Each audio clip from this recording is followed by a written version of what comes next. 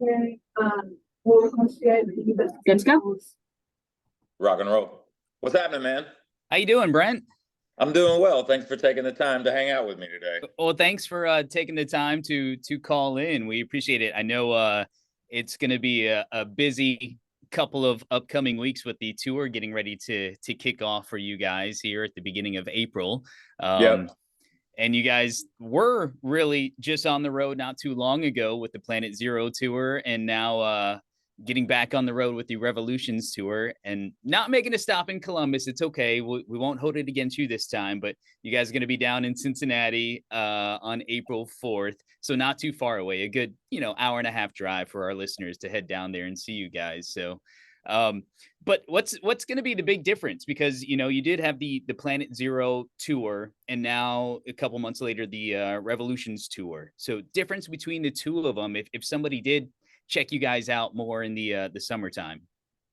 Yeah, so like last year, and you're right, no Columbus as of the moment, but there is something called later on in the year, like I don't know when or if there's a fall tour, hint, hint, coming down the line. Okay. But no, it's so the live aspect of what we do is something that we take extremely serious. We've always been, once we could finally afford to do really, really big productions, we went all in on it. So the big difference is probably the staging, because at the beginning of last year, when this particular stage was designed, it's a full thrust. So it basically, you find your way almost in the round with this stage that we were only able to do like 20 shows with last year in arenas. And then when we were out internationally, those are festivals. So they're regular stages and what have you. And then we did amphitheaters last year with John Harvey and Jelly Roll. Had to go back to kind of the standard staging. So one of the big difference in the Revolutions live stage is the fact that basically the stage is a giant thrust. So you have a 360 front row, basically. And, it's a lot of moving parts. We've gone back in and kind of redesigned some of the aesthetics as far as the visual elements in regards to the lighting, the video, pyrotechnics are all completely different on this new tour. We're never phoning it in, man. We're always trying to bring people what they came there for, which is the biggest show that we can present to them. And the other thing that changes is the set list. There's new songs that have not been played before an audience on this tour, one of them being A Symptom of Being Human. So yeah, a lot of people are extremely excited about that. So the set list is going to change up, and it's going to be fun. It's going to be awesome. Besides, all the aesthetics and changing up the set list, when you guys are on tour so much, do you ever sit in the planning and go, you know what, we've performed this one song this way so many times, let's change the arrangement on it or switch it up for our fans? Do you guys ever go through that? It's very, very cool that you would ask that question. We do talk about that a lot, and we have done it in the past with certain songs. It's so interesting that you bring that up, because me and Eric, our producer and our bass player, we were just talking about that with two specific songs that we're kind of in the let's see how it works phase, but we are putting something like that together for this new tour. And the other thing we've not done in the past is we have 31 singles now that we've released as a band, between 7 albums. So you also have to go back and look and see what songs you've done in certain territories, in certain cities and what have you. Like, what did you not play the last time you were there? So you want to kind of implement that. What makes it difficult is our shows, when we're headlining, are between an hour and 45 minutes to 2 hours and 15 minutes. That's kind of roughly, and it's between like 18 to 20 songs. So you can't play all of those singles necessarily. You have to figure out a way to kind of maneuver that. And there's also deep cuts that are, songs that are on the album that weren't singles, but that are very loved by the audience. So we've been at the stage right now where we're gonna kind of maybe be able to put a medley together. So you would get like 4 songs, but you kind of play little snippets of each one and try to make it really interactive with the audience. So those are some other things that we're doing right now. It's a lot of You don't songs. you don't want to do a marathon concert with like all 30 of the singles and everything else like that? I think that'd be huge. I think that'd be great. I don't know if my voice would be into that necessarily.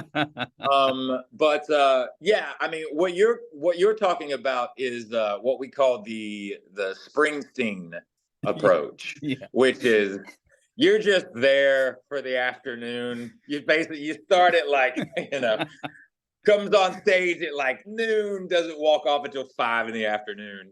If you've ever seen a Bruce Springsteen concert, they're like 4 hours long. Yeah, yeah, yeah. Well, we look forward to seeing you guys on the road, and I know you touched on the new single "Symptom of Being Human" Yeah, off the album, which we are playing. I love the song, and I know that I saw the video of Zach talking about how sort of he relates to that song, how personal that is to him, the lyrics, yeah. and how he wished, that song you guys wrote it 3 years ago. You know, Mhm. but it's to me, you guys are a band that I can put on my playlist if I want to go work out. I can throw on the car after a bad day of work, but then I can also put on the songs where if I need to heal, if I, just need those words coming from Brent to sort of help build me up or make it a better day, I can do so. And I think A Symptom of Being Human is an amazing song that touches on a lot of things that I would say 10 years ago, nobody really addressed in music. Right. Yeah.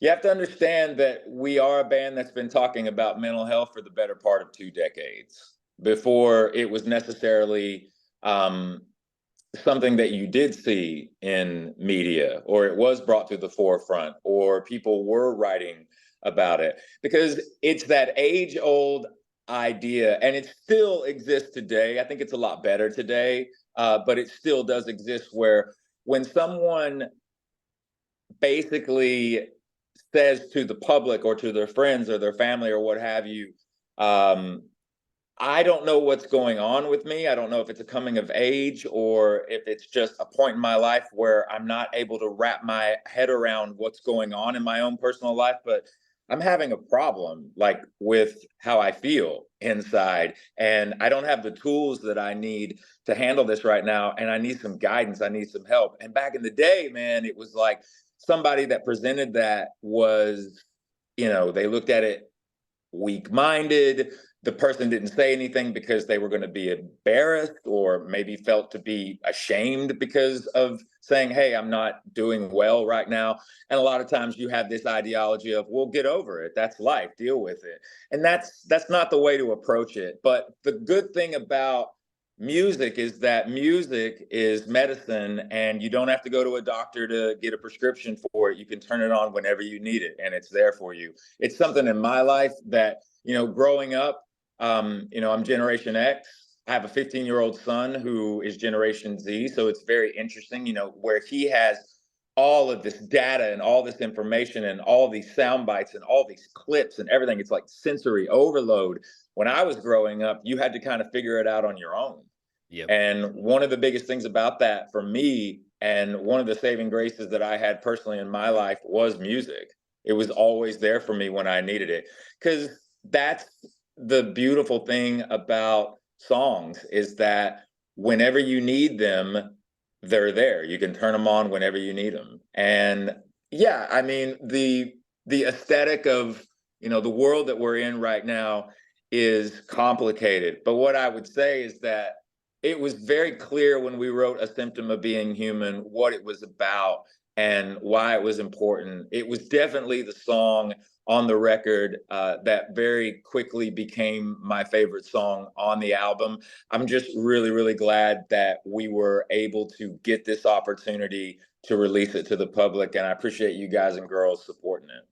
Well, we love the song. Now, I know you said it's one of your favorites, if not your favorite on the album. Is it easier for you to sit down and write a song like that than it is the other songs? Or sometimes putting your actual feelings out on paper, do you sometimes pause and say, okay, do I talk about this? Do I not talk about this? Or what can I say about this? Yeah, there's always moments where you'll have a pause, especially when you're beginning to write an album and the beginning stages of the writing process happen. Then all of a sudden, it's out of your hands because the songs will start to come to you and you want to go in a different direction, or you want to try to crack the code on what you're trying to talk about subject matter wise at that moment in time.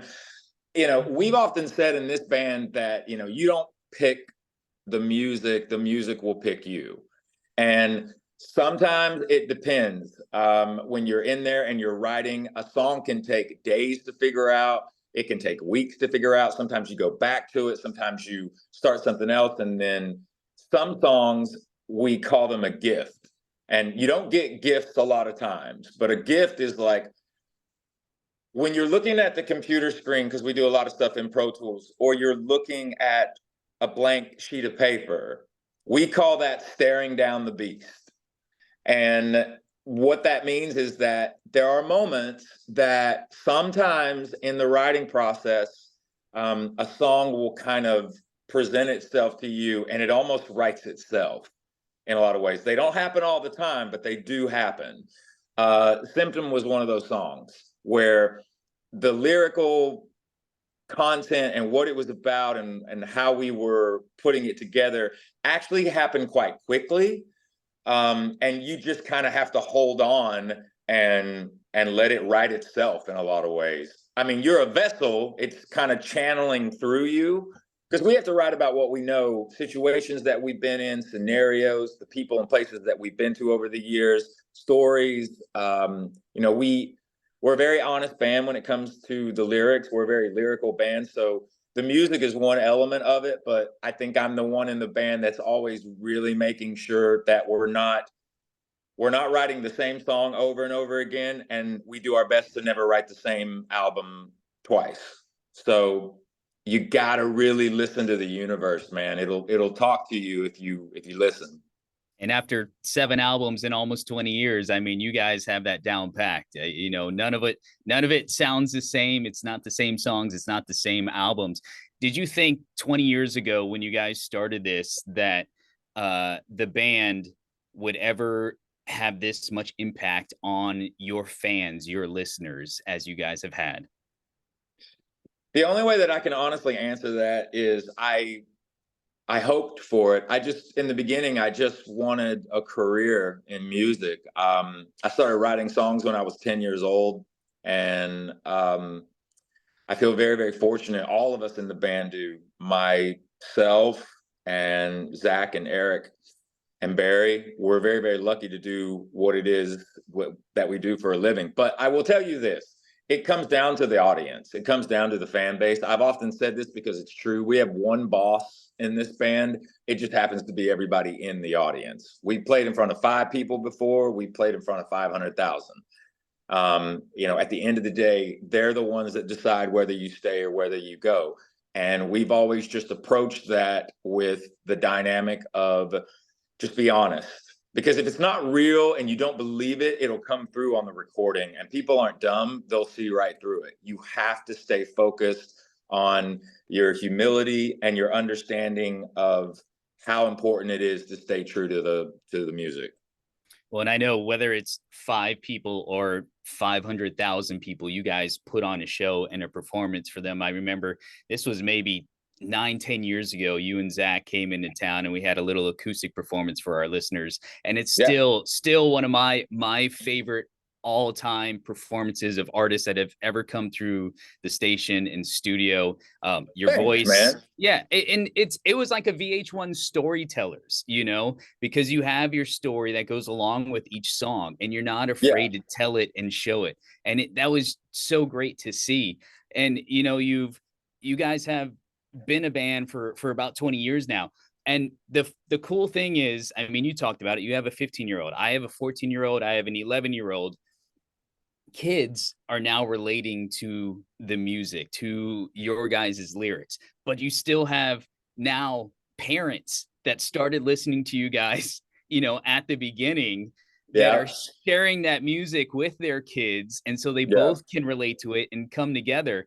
I mean, I coach my son's lacrosse team, and one of our other coaches, Zach McMichael, his son Cash, is a huge Shinedown fan. And then when I said, "Hey, I'm going to be talking to Brent," I mean, he was almost in tears, like, "Oh my gosh!" And he's 12 years old, and you What's up, guys, Cash?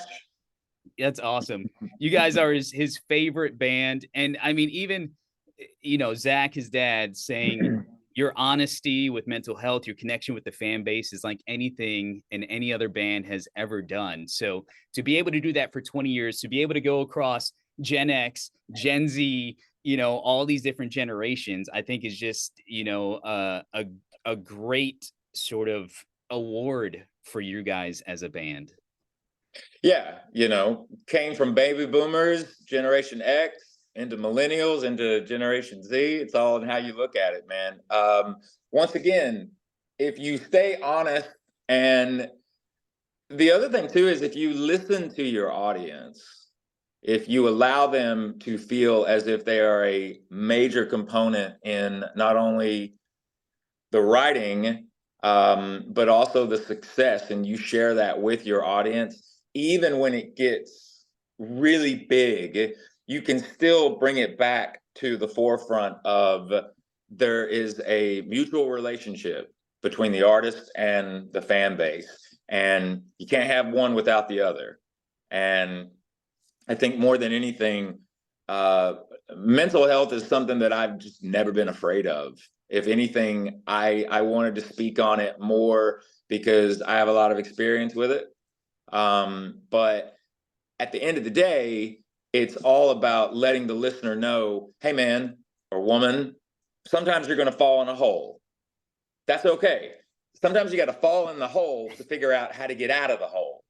And it's okay to ask for help. It's okay to say to somebody, I'm going to need some assistance because I just don't have the mindset for this right now. And I, again, too, not to be ethereal or metaphoric about it, it's very real. You see it out there in the world. If you notice somebody that's a friend or a family member and you see that they have been brought to their knees, instead of walking past them, stop and pick them back up, because there's going to be a moment in your life one day where you're going to be on your knees and you're going to need somebody to pick you up too. Great words, great words. Well, I know our time is getting here to an end, but I always like to ask this, especially with bands like you guys. What is still on Shinedown's bucket list? That we don't have a list. That for us has never been anything. We try at all times to be in the now and be in the present, obviously thinking towards the future and looking and seeing where we want to be in the next 5, 10, 20, so on and so forth years. But you got to be present, man. You gotta be in that moment where you're not rushing through everything to where you look back at it and you go, man, I missed everything in my peripheral. I was so focused on the tunnel vision that I kind of didn't pay attention to everything that was going on around me. And that only takes a few minutes sometimes, just to kind of take a deep breath and kind of reset and look around and not be desensitized to everything that is going on around you. Embrace this moment in time that you have, and realize how precious how precious it is. Very true. Very true. Brent, thank you so much for taking the time with us. My pleasure. We can't wait to see you down in Cincinnati, April 4th, and possibly here in Columbus later in the year. And of course, The Symptom of Being Human on the radio now off of Planet Zero, which I absolutely love. I can't wait to see you guys live. That's on my bucket list, is to see you guys live. So, but I appreciate it. Hey, man, we Brent. got you covered this year. We'll make it happen. All right. As soon as we're there, man, we'll roll the red carpet out for you. It sounds good. Have a great one, Brent. Thank you so much. My pleasure. Thank you so much.